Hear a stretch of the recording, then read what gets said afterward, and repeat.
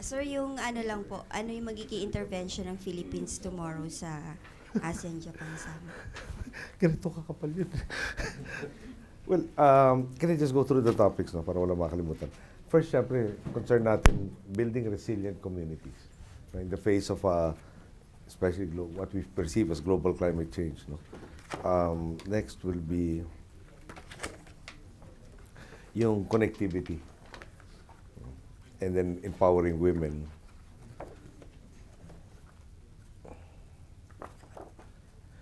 Human security, the long term, and traditional security still a central concern. Those are the main points in the intervention. See an explanation. Sa West Philippine Sea and In traditional security na issues will be covered there. Sir, what do we want the ASEAN-Japan to come up with Well, regard to that issue? Which The of West the? Philippine Sea. Baka it will be helpful, no? Kasi pinakompare ko. Naalala nyo, June 21, 2012, nag-create sila ng Sansha City Administrative Unit. And meron, by November 2012, meron nila ba silang Coastal and Border Public Security Regulation of Hainan Province. Hainan yung east. June, may mapa ka ba? Just to be clear, no? Anyway, one of the items highlighted there was, and I quote, if foreign vessels illegally enter the waters under the jurisdiction of Hainan Province, parang kulang to sentence na to, Cedric, no? Parang inaalaw yung boarding, inspection, detention, confiscation, immobilization, expulsion, and other punitive actions. We protested this. No? And after our protest, they said it was a proposal subject to review by the central government. Now, yung... medyo maliit eh. Yun yung Hainan. No? So siya mag-administer nung kiniklaim nila sa 9-dash line. In effect. So, tandaan niya, yung concept was freedom of navigation. Right of innocent passage. Bigla na lang, parang nag-i-impose sila ng rules. So, we protested that because portions of their claimed area of jurisdiction overlap ours, especially in the Calayan Island Group and the Baho de Masinloc area. Now, ano connection nun? Binago tong ADIC. No? So, position natin, parang nagbago rin yung ano ba steps. When you overfly a particular country, perhaps I can ask SFA to differentiate between yung overflight at saka yung you're purposely gonna land on the territory of China. I think the way I understand it, Mr. President, is that China previously had an ADIZ, and the rules of the game were there would be certain information, reportorial requirements that you would provide them if you were landing in China. And this is totally different from requirements that may be asked of you if you're flying through And not landing. and not landing. Okay, now this establishment of new guidelines does no longer differentiates between the two. If you're just flying through, you have to have reportorial requirements as if you are landing in China. So, parang tutusin, yung pinopropose nila dati dito sa Hainan province at yung Sansha City Administrative Unit. Kasi lalo na yung parte na inaallow lang boarding, inspection, detention, confiscation, immobilization, expulsion, and other punitive actions if foreign vessels illegally enter the waters. So, parang ang trato nila doon, established fact na nasa kanila lahat to. And which we are protesting, which is subject of the arbitration. So, this is in a sense parang lighter, yung ADIC. But if this passes through, lalo na dahil kung baka testing lang yung dati sa dagat, ito baka naman, pag pumayag lahat dito, hihigpitan lalo nila yung kanilang mga patakaran. Baka susunod yan sila na magde-determine ng precise routes na maski malayo-malayo na doon sa kanilang territory. So, hindi pa established na ito territory nyo. Nag-impose na kayo ng additional rules at unilateral. Yun ang issue natin doon. Dapat ito na marami apektado. Siyempre, multilateral. Just a follow-up, sir. So does this ADIZ complicate the territorial disputes further? Because una, freedom of navigation. Now it's free passage in airspace. Well, sinasabi naman na wala silang planong mangharang. Pero di ba, nung nagpalipad ang mga Amerikano nung kanilang B-52s, sinabi nila they have the capacity to enforce, so hindi ko maalala exact to enforce the rules in this ADIC. Siyempre, hindi natin maiwasan, you're changing the rules of the game. Does that solve anything or does that increase tensions? And we believe it increases tensions. And that should not be an act by any state at this point in time when there are already heightened tensions. Good evening, Mr. President. Did we give an advice to Philippine carriers to notify Chinese authorities or submit a flight plan in compliance with the China's notice to airmen management system? Ito na si Jun. And Yeah. Oh, sorry, Jun. Jun, you wanna answer this? Well, actually, consultations. Well, upon receipt of that pronouncement by China, CAAP had a session with the stakeholders, basically our airlines. They were not directed to comply or not to comply. Logically, we could surmise that commercial airlines on their own would gladly comply because the natural course of business, once a notice to airmen by a certain country would be issued, natural course is merely to comply because anyway, any aircraft would file its flight plan with all the details that goes with it for a place of destination. So it becomes an additional addressee or a recipient of such document. But on the government side, they were not compelled to comply. Neither they were discouraged to, but merely left on their own to go by the existing policies and rules.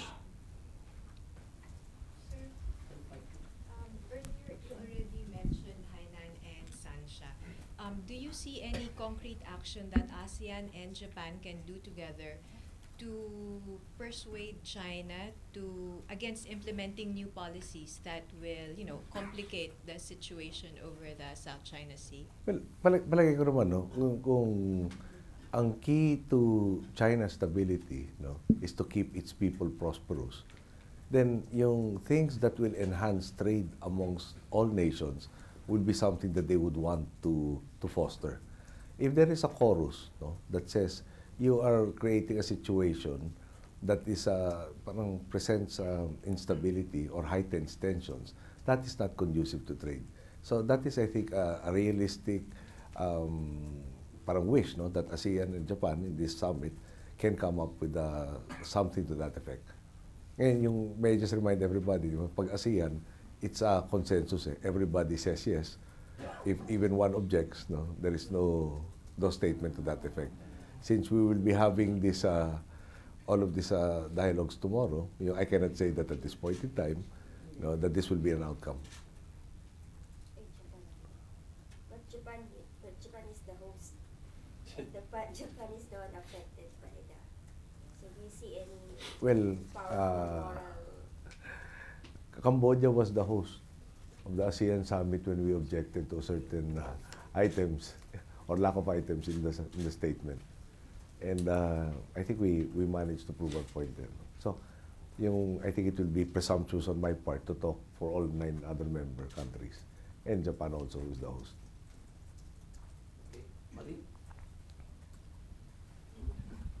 Ayun. Sir, local issue. Local Japan. In Mindanao, sir. Mindanao. Yung ating security forces were able to were discovered, sir, yung biggest NPA landmine factory. Mhm. Parang sinis nila yung major bomb factory, sir. in Agusan del Sur. So, ano po ang mga, how do you view this development? Will this affect our peace negotiations with the CPP and PNDF? And meron po akong kayong directives. Nag-unilateral, tama ko niyo, para umalis ang NDF from this dialogue. Now, will it affect? The Philippine government is a signatory against mines. And there were instructions to all our forces to destroy the mines. No? And this was before I became president pa. No? Matagal na tayong signatory dyan. Now, yung NDF says that there are certain exemptions to these mines. No? Yung, I think the phrase they used was, kung command detonated, hindi raw kasama doon sa ban. Ngayon para bang, bakit pa natin, kung mines are indiscriminate, no? Theoretically, dapat yung mga combatants lang ang napapasok sa sagupaan. Pero itong mga landmines in particular, marami na napinsala na doon nasa harapan. Nandito rin yan. Hindi yung yung mga na-injure ng mines from before, including, sensya na kayo, Malapay. Nasaan yung yung mga dati na casualties.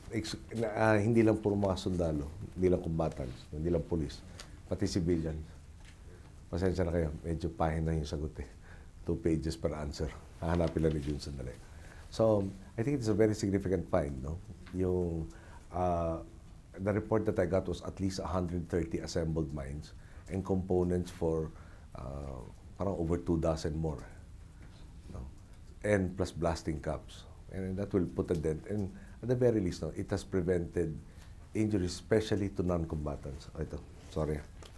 Amongst the data I got were 128 civilians, soldiers and policemen have been killed. Sorry, total na pala yun. 128 civilians, soldiers, policemen have been killed in 453 landmine incidents since 2010. Okay. More than 320 were wounded in these attacks. This is a quote from Lieutenant General Rainier Cruz, no? Head of the Eastern Mindanao Command. So, again, this 160, hindi na at least makaka-injure, plus the other components. No?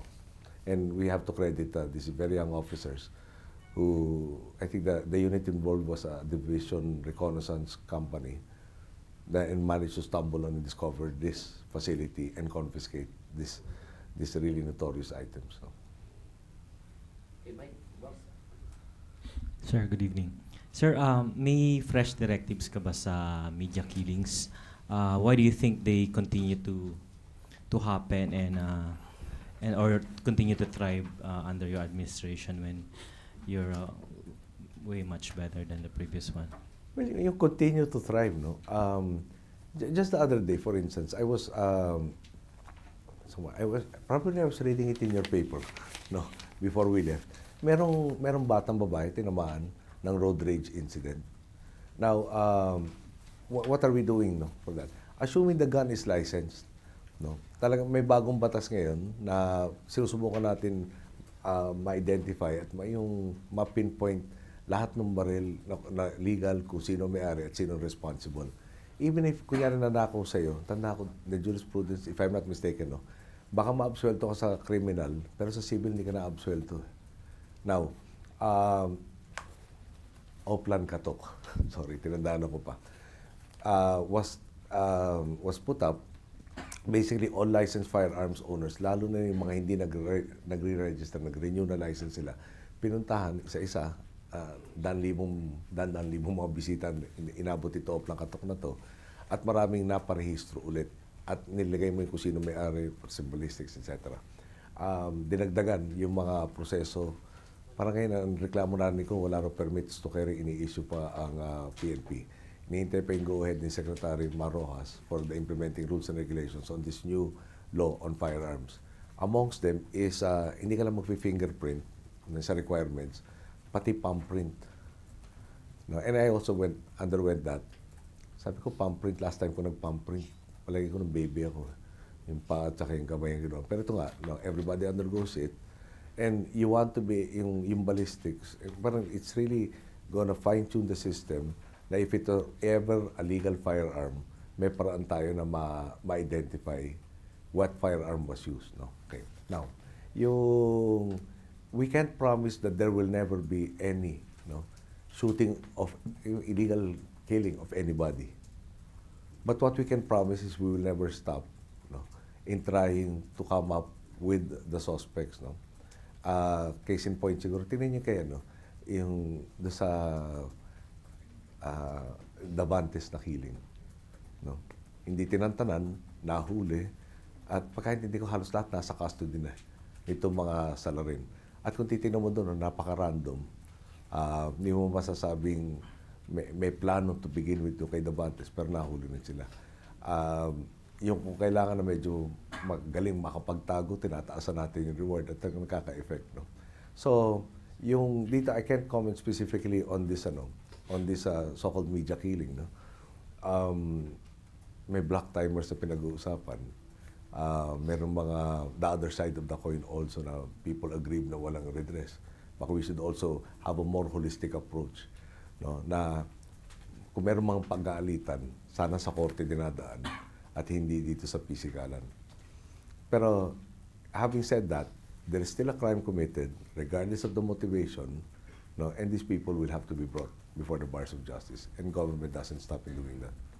Sir, I know it's the judiciary is an independent branch, but how will you go about trying to hasten the prosecution? Because under your administration, around 27 already were killed. I'm not sure if all of these are really journalists, but majority. So how will you hasten? Well, katulad doon sa Maguindanao, I understand there are 3 judges assigned to the Maguindanao trial, whereas before there was only 1. And just getting in personal circumstances, putting everything on the record is very, very tedious. And obviously, 1 cannot, parang 3 will do a lot faster, para a big, faster job than just the 1 judge previously. You want to try and have an airtight case from the time that you file it. So, yung presentation ng evidence, isang pasada.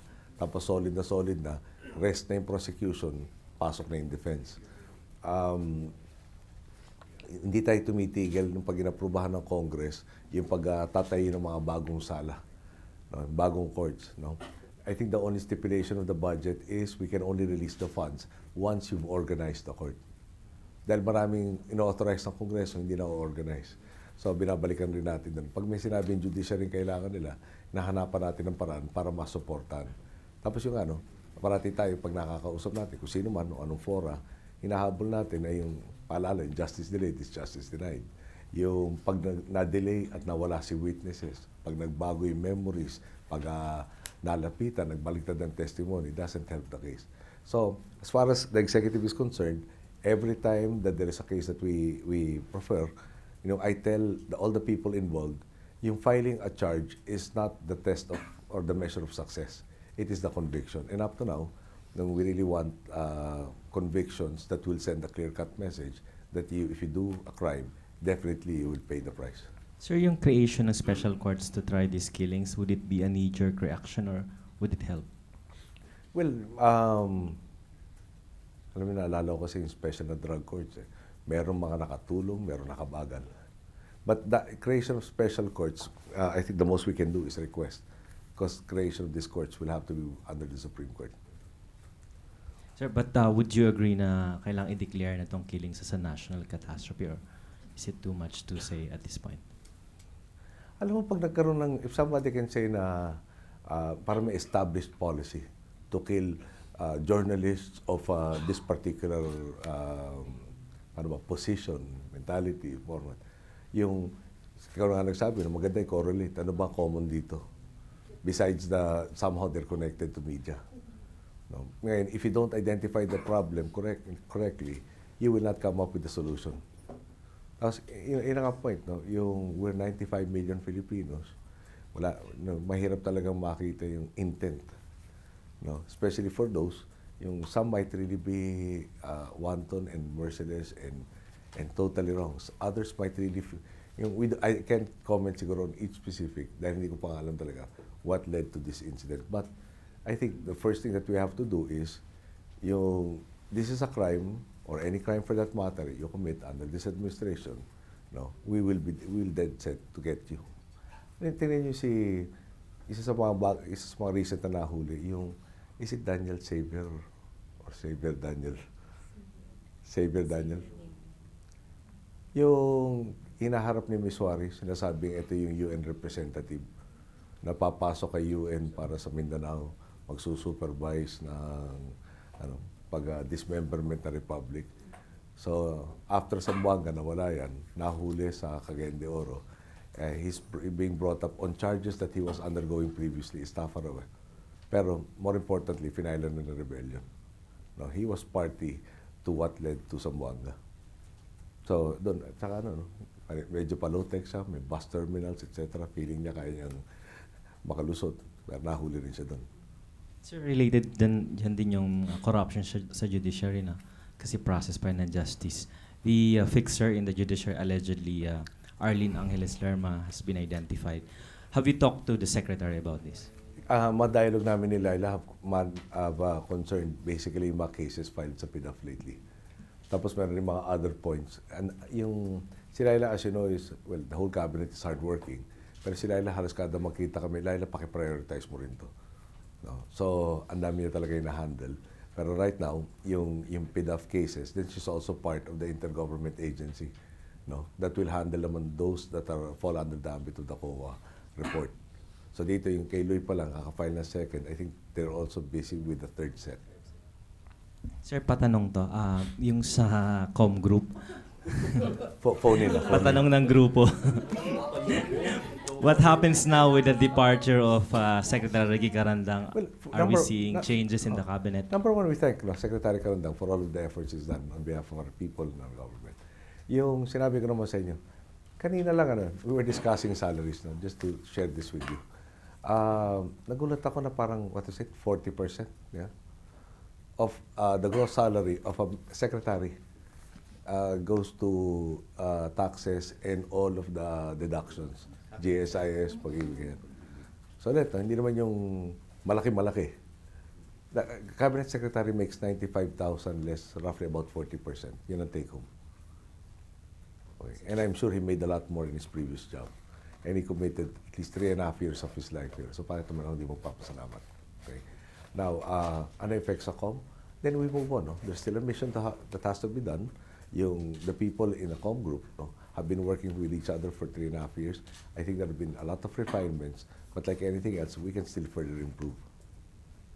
Are we seeing the return of the Office of the Press Secretary? Subject to discussion pa rin yun. Sometimes parang you don't want to change too many things and cause the necessary readjustment. No? If not necessary, we won't change. Parang may sabi ng mga Amerikano, if it ain't broke, don't fix. Sir, the other one has been absent for quite some time. He just barely showed up this week. So, is he back or is he... Who is absent? Of the COM group. The tri-headed COM group. Secretary Lasherda. Hindi naman, parang nag-alternate lang silang tatlo. And Secretary Coloma, Abby, and Edwin. Alam niyo, hindi ba parang... Alam mo, ang dami na nag-text sa akin. Okay ka ba? I wanted to say, bakit ako hindi okay?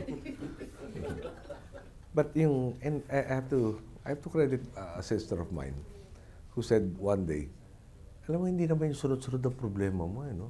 Talagang patong-patong. Di ba? Hindi pa rin tapos eh. Meron na sasama. Di ba? Tinatapos natin yung Pablo. May Zamboanga, may Bohol, may Santi, may Yolanda. Buti na si Zoraida medyo nag-behave ng kapraso. No? At saka meron pa 18 days na titira dito, kaya please lang. No? So, primarily Edwin and Abby have been the ones fielding everything, no, from the campaign. And Sunny also assists. No? Ang ina mo, baka naman, di ba lahat naman tayo gusto magkaroon ng break eh.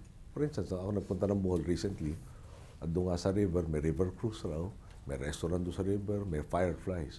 Sabi ko ba, ay mga bandang hapon na late afternoon doon sa tulay, sabi ko baka pwede makikita na rin itong firefly. Total, pinopromote ko naman yung tourism everywhere in Bohol. Sagot sa akin, may meeting ho tayo sa Yolanda bukas. O di, tsaka na natin tignan yung tourist attractions dito. Ikwento na lang natin yung tourist attraction. So, it's sometimes dami ko pinapagawa kay ES. Pag alam ko naman sinagad-sagad ko na siya, isang pintuan na si Cabsec naman. No? Kung minsan, unahin ko si Cabsec, pasa kay ES, ganun. Tapos papatawag si CPLC, papatawag kung sino-sino. Minsan nakakapala na ako sa sarili ko na, alam ko marami kang inahandle, baka gusto mo dagdagan to. So I guess between the three of them, no, may division of labor at sila na may alam kung, basta sa akin, deliver the message correctly. No? And whoever is the one, who's the point man, okay na siguro silang magdesisyon nun. Do you see the need to fill up the vacancy created by Karandang's resignation? Well, pag-uusapan pa namin lahat yun. No, kung kailangan pa magdagdag o hindi na kailangan magdagdag. Sir, mabalikan lang natin yung Romualdez Aquino statement ni Secretary Marojas. Do you see any issues in propriety or otherwise dun sa pagkakabanggit na yun ni Secretary Mar? Hindi natin maiwasan magkakaroon ng kulay. No? And yung sinabi lang, I think the context that Mar said it was, for instance, no, I'll give you a very specific example. Tinask sa amin na i-clear yung city streets. The budget of the DPWH normally is meant only for national infrastructure. No? And hindi natin maalis, pinsan niya, membro ng minority, tsaka opposition. Baka naman pag naayos na natin lahat dyan, mag-question sila. Why did you use national funds on a city street? So, sabi, magkakaroon ng dagdag na kulay dahil lang nagkataon na membro kami nito mga pamilyang to.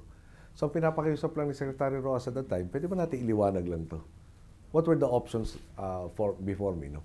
Yung the NDRRMC law actually empowers me to remove him on advice of the National Disaster Risk Reduction Management Council that he is no longer able to function. Siyempre, hindi ko dala yung kopya ko nun. Pero basically, pag unable, hindi naman yata nakalagay unwilling.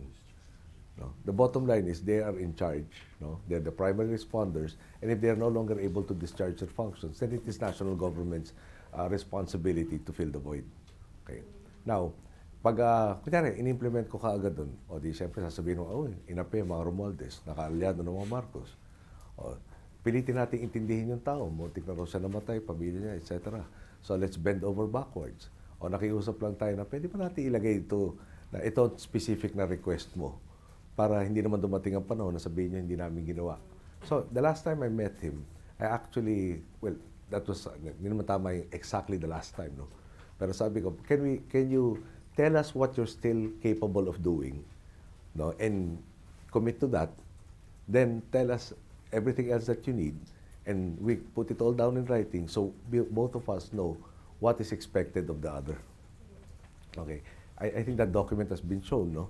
So they drafted the document, they sent it over to us, I looked at it, sabi ko, okay na rin to. There were 5 tasks involved. Sa kanila, distribution of relief. Provision of relief, sagot namin. Yung cadaver recovery, sagot namin. Peace and order, sagot namin. Clearing of all of the streets, sagot namin. Meron silang normalization council. No? Nabigla nilang draft ang DTI, DOST, at saka there was one more. No? So, draft nila, okay kami. Sabi ko, kapirmahan na kayo. Iniwanan ko sila na inang understanding. So, when I asked for a copy of the signed agreement, kinalabasan, hindi rin pala pinirmahan yun. So, di ba parang, and ulit, no? Ang instructions ko sa lahat, unawain natin, maraming, siyempre, psychological na issues and emotions brought about by this tragedy. Walang, kung papasok tayo dito sa di ba, away na ganito, dinedelay natin yung tulong dun sa mga taong nangangailangan. Okay. Now, yung problema nga, magkakaroon pa ng context dito na kung sabihin lang bigla, kulang ang ginawa namin, o inaapi dahil ganito. O di para naman maliwanag yung, kasi pinipilit sa atin, dagdag ko na rin, no? Although magagalit na naman sa akin yung ibang nag-a-advise sa akin sa media relations. At one point, he said kasi that he actually drove a heavy equipment to clear the road from Tacloban City to the airport. Okay? Yung amongst other things. Yung, meron yung stop looting by himself in one particular instance. So, sinasabi ko lang dito, when I ask for, let's put it down in writing para sure. Yung kaya nyo gawin, asikasuhin nyo. Yung hindi nyo kaya, kami mag-aasikaso para may focus naman kami doon sa kailangan namin punuin. No? Di ba parang fair naman yata yun? And unfortunately, and I think all of you are witnesses, yung what has transpired is a media war. He has spent time, a lot of interviews from day one, as opposed to doing what he's supposed to do. Okay, now, our setup is, at ako binabanatan, take you na lang, no, local government is there. No? We rely on their, parang in effect, their backbone. Sila yung nag-umpisa. Pampuno kami. Pero pag bigla mong papalitan, no, tapos pag pinalitan mo namin buong buo, siguro yun naman nasasabihin, we usurped his authority. Since he's an ally, we removed him. I'm not even discounting some people that advise him na, pag tumabi ka ngayon, effectively nag-resign ka na. And that is not the intention. As soon as he meaning the city government is ready, no, balik sa kanila. Then we have to attend to not just Tacloban, di ba? What about all the municipalities or cities in the region? 40 plus in Leyte alone. How about those in Eastern Samar? How about the other areas like the Panay Island group? Di ba? Yung marami kami kailangan gawin. The task really is daunting, no? That's why we're saying it will take about 130 billion pesos, no, to put everybody in at least a better situation than where they were. Sir, linawin ko lang po, no? So the instruction, did it come from you to tell nga Mayor Romualdez to parang na ito nga Romualdez ka, Aquino siya, kailangan maging maingat tayo dito? Yung sinasabi lang na pwede ba natin iwanagin kung anong inaasahan natin sa isa't isa. Hindi yung sasabihin mong, di ba ang dali naman sabihin, kami nang bahala dito. No? Pagkatapos nun, hindi mo na-isikaso yun, baka naman may bumelta bigla at sabihin, bakit hindi nyo na-isikaso to? Sabi niya eh. Sila nang bahala eh. No? And that was, I guess, what Mar was trying to avoid. No? And para maliwanag, no? Tingnan niyo, if you were in our position, I got there Sunday. Okay. Martin and Alfred meet me at the airport. Then I just told them, they were starting to say, they were saying na all out yung support nila dito, etc. Co-cooperate kami. And I said, thank you. Can you just give me some time to conduct an ocular inspection, get an idea, the magnitude of what happened. Then, I'll see you later at the NDRRMC meeting. And pagkatanda ko, tumango yung dalawa. Pagdating ko doon, ang kaharap ko, city administrator, tsaka si vice mayor. No? Wala si mayor, wala si Martin. Sabihin, hindi ko sila binabanatan, I'm just stating a fact. Okay? So pagdating doon, parang one of the things, and I think it's on the video by RTVM, no? Yung DPWH said, we are ready to build the bunk houses. We need land. Di ba? Sagot nila, they have, I think it was the city administrator who said, we have 30 hectares. Okay, but good. Can you tell us where it is? Para isa-site develop na yan. Kailangan ng shelter ng mga tao, etc. So, expectation ko, done. Di ba? Baka naman pagbalik ko, may construction na doon, or meron tumitira. No? Kasi si Babes really was so confident that they could bring it in. Pagbalik ko, yung land na inangkin, or yung sinabing dito pagtatayan, may plano raw iba. So, hindi raw pwede yung land na yun. So, parang, di ba, identification of the site na pinangako, wala na. At yun, again, no, yung, and there were other things. No? May ibang reklamo. Hindi ko napapasok kay ibang reklamo na i-clear niyo yung karsada. So, tinanong for instance, sige, pag nakuha namin itong materialis ito, saan namin dadalhin? Sila may, di ba, may dump site, merong property na nobody will object, that city property, etc. May pagdating ko, parang yung eventually dalhin nyo sa bandang San Juanico Bridge. About 6 kilometers raw yung from San Juanico Bridge. Tapos parang, last time I saw Alfred, he was saying na, please understand, I went to a traumatic experience, no, I may have said hurtful things, and that was never the intention. We want to cooperate with you for the betterment of our people. Umuwi ako ng Maynila, I took it, no, as gospel truth. Tapos, napo-point out rin naman sa akin lahat ng reklamo sinabi niya. Lahat itong mga issues. Which doesn't help, no, the people of Tacloban. Pero my conscience is clear, amongst the things na sinabi niya, if the banks were open, we have funds, that can be utilized to pay our contractors like the garbage collectors, etc. Even before I said that, we knew that yung ATMs were running out of money, kung magkaka-power man. So, Bangko Sentral, and it was the Secretary of Finance to talk, no? How can we accelerate the reopening of the banks? That's why the first bank that opened was Land Bank, ang GFI. No? Yung, one thing I read was, hindi namin pinadala ng soldiers and policemen. Yung, how did we reopen Tacloban Airport? Di ba sundalo galing Samar in helicopters? Cleared the runway para yung C-130. When was the C-130? I think the day after Yolanda Pass, Saturday afternoon nandun na. Bakit nagkaroon ng mga Simba sa Tacloban? I ordered that. No? Then they had 290 policemen who were, parang for the most part, no, mga 240, 250 or higher, were on red alert, which meant everybody was in post. Bakit naging 20 na lang? So we had to get from elsewhere. At yung nearest areas na elsewhere, baka naman preoccupied rin yung Borongan down. Yeah? Meron rin namang issues in other areas. So we got even as far as NCRPO. Okay. So, sorry, napahaba, no? Pero bottom line, no? Ano bang context doon? May papangako, merong parang sinasabing ginawa o gagawin, at pag tinanggap mong ganun-ganun lang, tapos hindi nangyari, sa amin rin nasisi. So gusto lang namin maliwanag. Pag kine-claim mo, meron kay heavy equipment, pag ganito, kailangan yung whatever. Sige, fine. Bigay namin yung wala sa inyo, gawin namin yung hindi nyo kaya, pagtulungan natin to, may balik natin ang normalization. Lahat ng pinag-usapan namin parang naging wala nangyari. No? At wala nangyari, pupurihin ba kami? Naniniwala kami sa kanya? Sasabihin sa amin, dapat ginawa niyo to. At sinasabi na nga lang ngayon.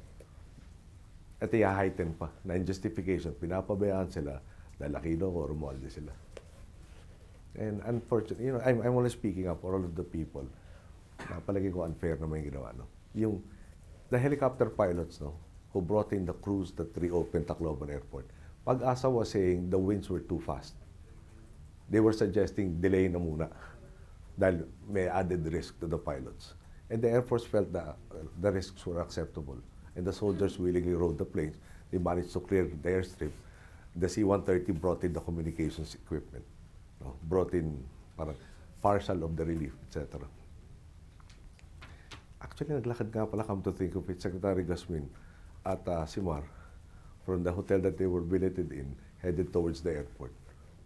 Naglakad, no? Wala sasakyan, hindi clear. Okay. Kaya, yung power dito? Hi, sir. Napaaral niyo na po ba yung, or may study na po ba kung ano yung subsidy or whatever? Okay. Well, number one, may ruling ang Supreme Court. Tapos in-emphasize na yung Malampaya Funds for Development of Energy. And yung distribution of energy might run afoul of that definition by the Supreme Court. Okay. Tuloy pa rin pinapag-examine ko. Sabi ko, paano itong, I think it's 250 plus transmission towers, parang 254 kung tama recollection ko, in the Panay Island Group, no, na bumaksak. I-replace mo. Yung National Grid is willing to do it, but they say you will have to petition the ARC for an increase in rates to recoup their losses there. Now, I'm still having the lawyers look if it was all possible to use Malampaya, no, in the purpose of re-establishing all of these distribution lines. Pero so far, the initial advice, and medyo extensive rin yung study nila, mukhang latest Supreme Court definition does not allow it. Okay, thank you. Baka meron pang... Not allowed. Not allowed, sir. Principally for... Ano naman? Nadyo ba yun? Energy interpretation. Development eh. Exploration and development. Hindi distribution. So hindi siya pasok. Hindi siya pasok sa definition. Baka naman pwede yung PSF. O, PSF.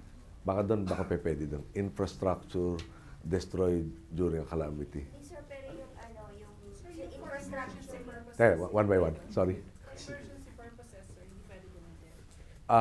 Baka hindi pa ako sure, no? CCPLC is the principal person tasked, no, to review it. Yung PSF baka. So towers, but what about yung subsidy or yung sa power bill and also yung sa transportation? Yung exploitation of development of. So yung bigla na lang amelioration of higher cost. Mukhang hindi kasali na yung distribution, baka pati yan hindi. At di ba, pag sinuway ko naman, ano naman ang mangyayari? Anong options? Yung sa PSF, sir, The PSF, dahil may provision, Section 12, if I'm not mistaken, of the PD that created it, talks about restoration of damaged infrastructure brought about by a calamity. I might be paraphrasing, baka naman sobrang paraphrase ko, nagbago na yung intent. Pero pagkaintindi ko, ganun eh. But hindi sufficient to the number of towers. Nung pisa kasi, a little over 100. Eh ngayon, 254. So yung rate hike, walang... Rate hike, Secretary Petilla is actually studying. No? Yung ERC is the sole entity.